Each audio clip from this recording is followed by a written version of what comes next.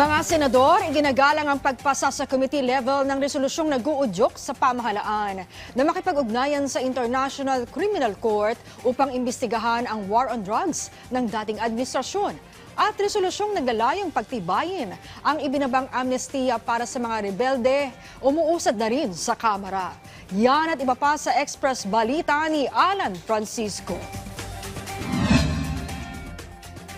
Nagsimula ng umusad sa Kamara ang 4 na concurrent resolutions na layong pagtibayin pa ang ibinabang amnestiya ni Pangulong Ferdinand R. Marcos Jr. para sa mga miyembro ng mga rebeldeng grupo sa bansa. Opisyal lang na-refer sa House Committees on Justice and National Defense and Security ang mga naturang resolusyon na mismong si House Speaker Martin Romualdez ang nangunang maghain.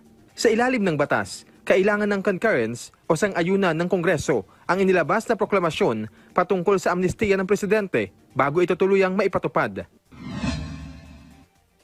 Iginagalang ng mga senador ang ginawang pagpasa ng Kamara sa committee level ng mga resolusyong nag-uudyok sa gobyerno na makipagtulungan sa International Criminal Court sa pag-iimbestiga ukol sa war on drugs ng nagdaang administrasyon. Ayon kay Senador Bato de la Rosa na nagsilbi rin noong PNP chief para kay dating Pangulong Rodrigo Duterte, hihintayin na lamang niya kung magtutuloy-tuloy ang pagpasa ng mga naturang resolusyon hanggang sa plenaryo ng Kamara.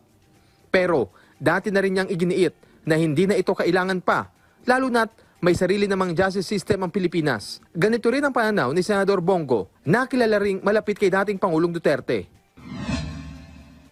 Niyanig kaninang alas 3 sa madaling araw ang Camarines Sur ng magnitude 4.9 earthquake. Ayon sa FIVOX, naitala ang lindol 7 km southeast ng Calabanga, Camarines Sur. Wala namang napaulat na casualty o damage to property kaugnay sa nasabing insidente. Alan Francisco, para sa Bayan.